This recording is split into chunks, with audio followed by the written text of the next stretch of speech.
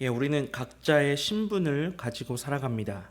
다양한 종류의 신분이 이 세상에 존재하게 되면서 그 세상에서 그 신분은 한 사람의 책임을 요구하는 기준이 되었습니다. 고대에는 귀족과 평민, 노예등과 같이 신분이 엄격히 나누어지게 되었습니다. 어느 한 사람의 지식과 또한 그 사람의 능력이 출중하더라도 신분에 따라서 나라의 제재가 가해지면서 각 계층 간의 불평등이 생기게 되면서 주요 갈등의 원인이 되었습니다. 요즘에는 어떤 사회입니까? 과거와 비슷하게 신분사회의 모습은 찾아볼 수는 없겠지만 개개인의 경제력에 따라서 또 다른 신분사회에 살아가고 있는 것 같습니다. 이 돈 있는 사람은 가격이 떨어진 아파트와 또한 땅을 사서 도저히 월급으로는 감당할 수 없는 부를 축적하고 있습니다. 기업가들은 필연적으로 이 자본 소득가가 되는 경향이 있으며 노동력밖에 가진 게 없는 이들에 대해서 갑질의 문화가 새롭게 나타나고 있습니다. 또한 이 자본은 한번 형성되면 생산 증가보다 더 빠르게 고속으로 재생산되고 있습니다. 그래서 대부분의 사람들은 사교육에 많은 돈을 투자하고 본인의 지식 자본을 자신의 자녀들에게 물려주려고 합니다. 아마도 빚을 내서라도 자녀들에게 투자하며 미래의 신분 상승을 위해 금융 자본을 확보하기 위해서 노력하고 있습니다. 그래서 유튜브나 K-팝, 또한 연예인, 주식 투자 등 또한 새로운 창업 등 이러한 대박을 꿈꾸며 지금의 나를 좀 더 높은 곳의 나로 가기 위해 혈안이 되고 있습니다. 하지만 오늘 바울 사도는 부르심을 받은 사람들에게 각자 맡은 위치에서 하나님께 최선을 다해야 합니다. 이렇게 권면을 하고 있습니다. 부르심을 받은 자들의 말씀을 통하여서 우리가 앞으로 나가야 할 그 방향과 책임에는 어떤 것들이 있는지 함께 나눠보고자 합니다. 세상에서 만들어진 그 신분은 우리의 책임을 증명해 주고 있습니다. 그러나 우리는 누구입니까? 하나님의 자녀입니다. 그렇기 때문에 우리의 신분 단 한 가지, 즉 하나님의 소명을 감당하면서 살아가야 하는 그리스도인이 되는 것입니다. 우리는 세상에서 주어진 그 신분, 이러한 것들에 상관없이 오직 하나님의 종으로서 그 사명을 가지고 살아가야 할 것입니다. 하나님께서는 우리에게 무리한 요구를 하지 않으시고 첫 번째로 우리가 나누어 볼 말씀은 부르신 그 자리에서 책임을 다하라 이렇게 명하고 계십니다. 하나님께서는 다양한 신분과 이 배경에 속한 사람들을 부르시고 계시는데 오늘 성경 말씀에 종이나 자유인, 유대인이나 이방인 모두 하나님께서 나눠주신 그 분량대로 각기 다른 방법으로 부르심을 받게 된다라는 것입니다.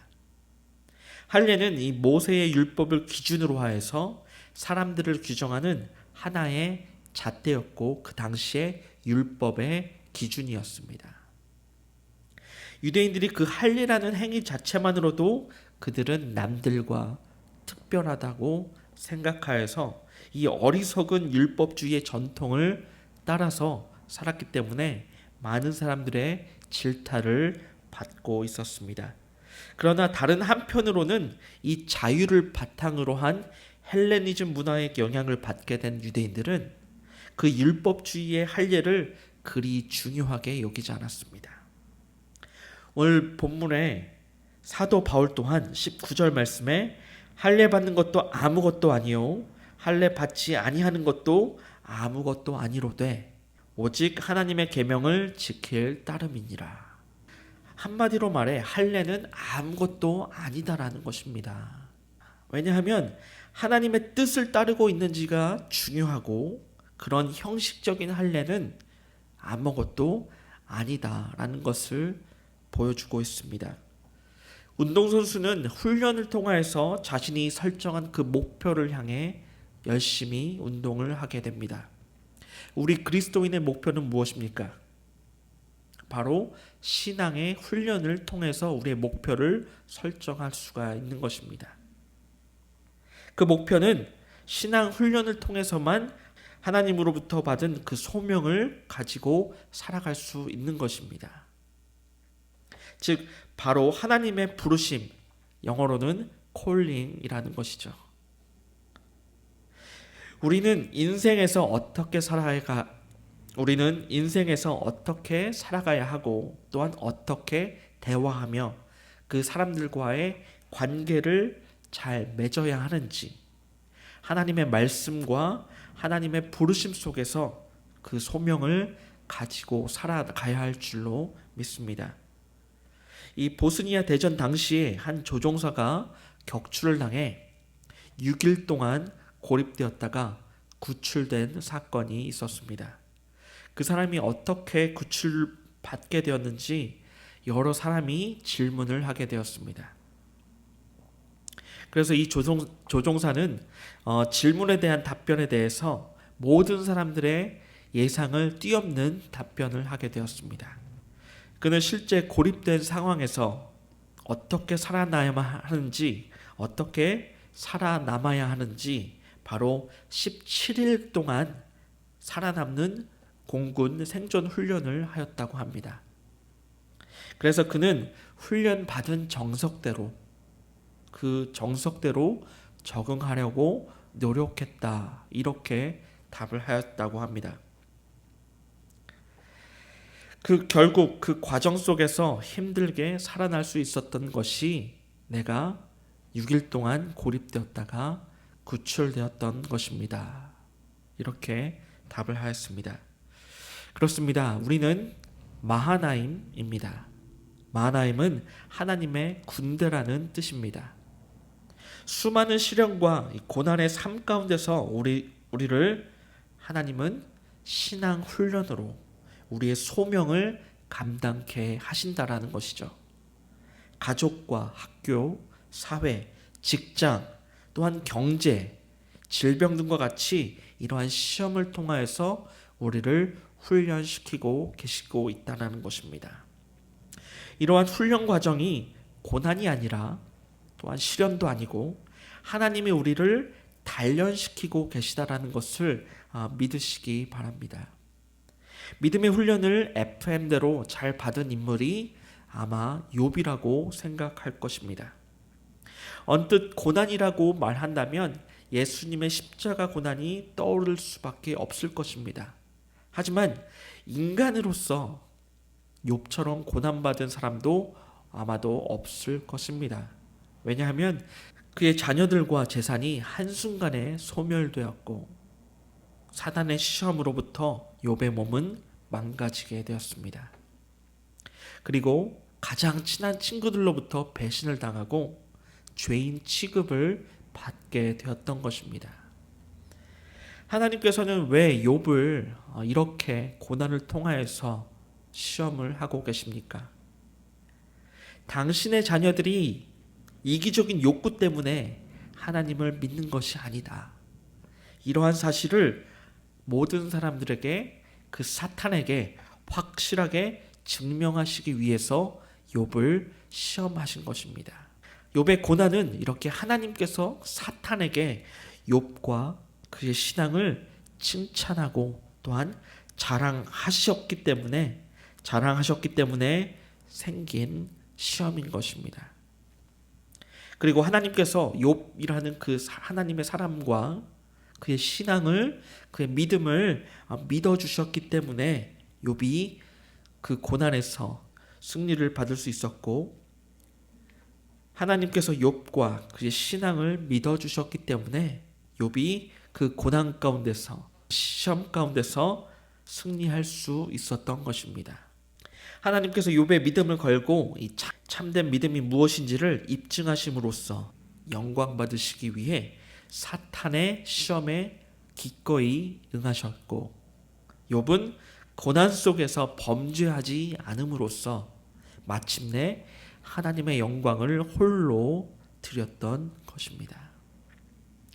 이 세상에서 신분이나 그 배경은 하나님 앞에서 아무것도 아닐 것입니다. 이것을 우리는 앞서 욥을 통하여서 배우게 되었습니다. 우리는 오직 하나님의 계명을 지키는 것에 목숨을 걸어야 할 줄로 믿습니다. 그리스도인의 정체성은 현재 내가 처한 상황으로 규정되는 것이 아닙니다. 바로 하나님의 말씀을 따라 사는 모습으로 확인되기 때문이죠. 하나님이 나를 부르시게 된 것은 내가 처한 상황을 바꾸시기 위함이 아니라 말씀으로서 나를 변화시키기 위한 목적을 가지고 계십니다. 신앙은 인생의 도약이 아니라 인격적인 변화를 가져오게 되는 것을 믿으시기 바랍니다. 그러므로 저와 여러분들은 하나님께 부르심을 받은 그대로 믿음대로 살아가야 됨을 믿으시기 바랍니다. 현재 처한 상황이 고난이 될지라도, 시험이 될지라도, 또한 하나님의 자녀들은 하나님의 영광을 높이기 위한 사명을 목적으로 살아감을 우리는 명심해야 될 것입니다. 우리가 두 번째로 살펴볼 말씀은 주님과 함께 거하는 삶을 살아야 합니다 라는 것입니다. 우리가 하나님의 소명대로 살아가게 되는 것은 우리의 선택이 아니라 바로 하나님 말씀의 응답이 되는 것이죠. 23절의 말씀에 보면 그것은 그냥 하나님께서 공짜로 베풀어 주신 것이 아니라 바로 예수 그리스도의 보혈의 피로써 우리의 죄를 사하여 주신 것입니다. 23절 함께 말씀 보시겠습니다. 너희는 값으로 사신 것이니 사람들의 종이 되지 말라. 여기서 값은 앞서 말씀드린 것 같이 예수 그리스도의 보혈의 피라는 것입니다. 그래서 하나님께로부터 받은 그 소명 앞에 우리는 그 책임을 다하고 하나님 말씀에 응답하며 살아가야 할 줄로 믿습니다. 받은 소명대로 그 의미를 준행하면서 바로 살아가야 하는 것이 우리 그리스도인의 목표이자 또한 영광이 되는 것입니다. 왜냐하면 자유로운 사람은 남과 자신을 비교하지 않습니다. 사회적 신분으로 종이 된 사람이 하나님의 부르심을 받는다? 바로 그날로 자유인이 되는 것은 아닙니다. 하지만 그리스도인은 보는 관점에 따라서 비록 내 신분이 종일지라도 자신을 그리스도께 속한 자유인으로 여긴다라는 것입니다. 반대로 자유인으로 있을 때에 하나님으로부터 부르심을 받게 되어도 주님의 눈으로, 주님의 시선으로 보게 되었을 때 우리는 그리스도인의 종이 되는 것을 깨닫게 됩니다. 그리스도인은 현재를 걱정과 염려로 살아가는 것이 아니라 남을 탓하는 인생이 아니라 오히려 그 사람들을 사랑으로써 그리스도인의 본분을 다하며 살아가야 한다는 것입니다. 더 나은 형편으로 바꿀 기회를 얻게 된다면 그 기회를 이용하되 먼저 현실의 삶에 충실한 삶을 살아가야 할 줄로 믿습니다. 그리고 하나님이 그 자리로 부르셨음을 깨닫고 그 현실을 믿음으로, 신앙으로 감당해 나갈 줄로 믿습니다. 하나님은 멀리 계시지 않습니다. 나와 항상 함께, 그리고 내가 어디 있는 곳이든지 항상 우리와 함께 계신다라는 것이죠. 그래서 그렇기 때문에 그리스도인으로서 책임을 다하는 그 자리에 항상 거하게 되심을 믿음으로 믿으시기 바랍니다. 여기서 우리가 중요하게 생각할 것은 하나님께서 우리를 얼마나 귀하게 여기시는지를 바로 깨닫고 그런 우리에게 허락하신 그 부르심의 자리에서 충성의 삶을 다하는 것입니다. 다른 사람을 곁눈질하고 비교하면서 스스로 우쭐해하거나 절대로 실망해서는 안 된다라는 것입니다. 우리에게 주신 삶, 우리에게 주신 가정, 우리에게 허락된 일터, 우리에게 주신 교회, 바로 부름받은 그 자리에서 충성을 다하시는 저와 여러분 되시길 주님의 이름으로 축원합니다. 그렇기 때문에 하나님께서 나를 어떻게 부르셨는지 우리가 이해를 해야 하고, 자기 것을 아는 것이 바로 주 안에서 올바른 신앙인의 삶이 되는 것입니다. 17절과 20절, 24절을 함께 살펴보고자 합니다. 17절 말씀에 부르신 그대로 행하라. 20절 부르심 그대로 지내라. 24절 부르심을 받은 그대로 하나님과 함께 거하라.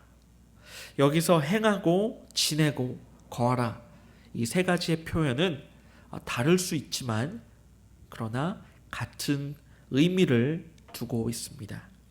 바로 하나님이 나를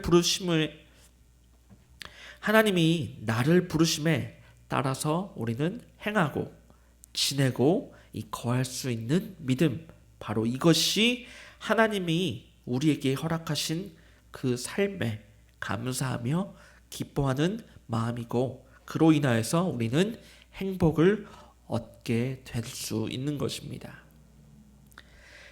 본문의 말씀에 할례자나 무할례자나 또는 자윤이나 종이나 각각 자기가 그 가속한 곳에서 최선을 다하며 살아가는 것, 사람의 형편에 따라 각각 나눠주신 그 행할 수 있는 믿음으로 살아가라, 이렇게 말씀하고 계십니다.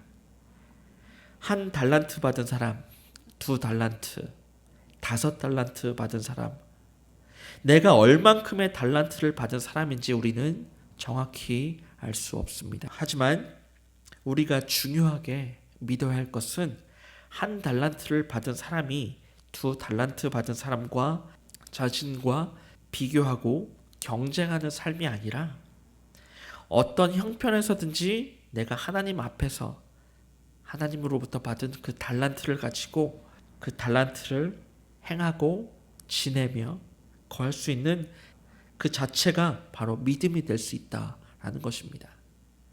그리고 우리 입술로 진실된 감사로 살아가는 것이 믿음의 조건이 되는 것입니다. 이제 우리는 다른 곳에 곁눈질 할 시간이 없습니다. 우리에게 주어진 소명에 따라서 너무나도 인생이 짧기 때문입니다. 바라옵기는 우리 모두가 하나님 앞에서 얼마나 소중한 존재인지를 깨닫기를 간절히 원합니다. 그래서 하나님께서 나에게 주신 그 부르심의 자리를 묵묵히 지켜내시는 저와 여러분 되시길 주님의 이름으로 축원합니다. 바로 그 자리에서 우리와 함께 하시고 복을 주시며 은혜 허락하시는 하나님을 날마다 만나시길 간절히 원합니다. 그래서 우리가 모두 마지막 그때에 하나님께서 우리에게 잘했다, 충성된 나의 종아, 이렇게 칭찬받을 수 있기를 간절히 원합니다.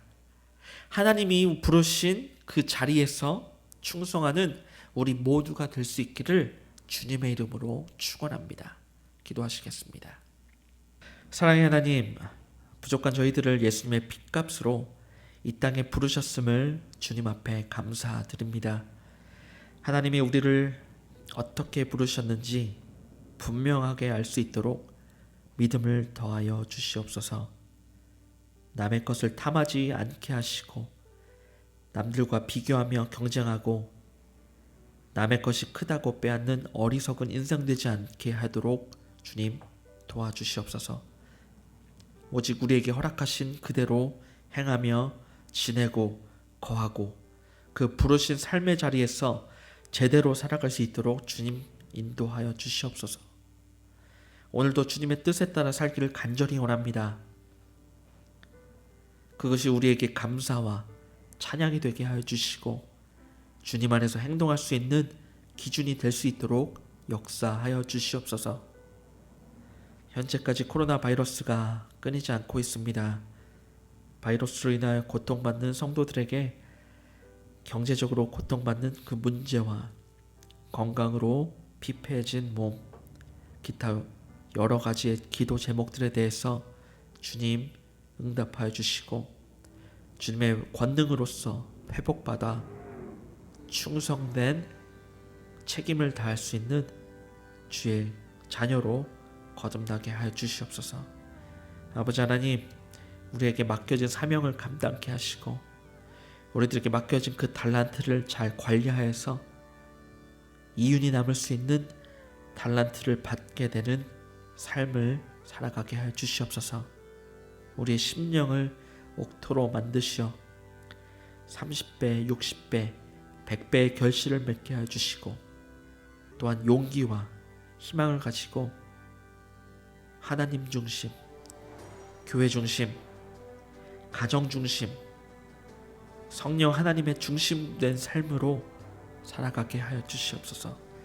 날마다 우리의 환경에서 새로운 변화가 일어나게 하셔서 주님을 사랑하듯이 가족과 내 이웃을 사랑할 수 있게 해주시고 성령의 충만함을 통하여서 이 사회에 빛과 소금의 역할을 다할 수 있는 그리스도인으로서 책임을 감당케 하여 주시옵소서. 오늘 하루도 살아갈 때에 세임 허락하시는 예수 그리스도의 이름으로 간절히 기도드리옵나이다. 아멘. 주기도문 하심으로 모든 말씀 마치도록 하겠습니다. 하늘에 계신 우리 아버지여, 이름이 거룩히 여김을 받으시오며 나라의 임하옵시며 뜻이 하늘에서 이룬 것 같이 땅에서도 이루어지이다. 오늘날 우리에게 일용할 양식을 주옵시고 우리가 우리에게 죄 지은 자를 사하여 준 것 같이 우리 죄를 사하여 주옵시고 우리를 시험에 들게 하지 마옵시고 다만 악에서 구하옵소서. 대개 나라와 권세와 영광이 아버지께 영원히 있사옵나이다. 아멘.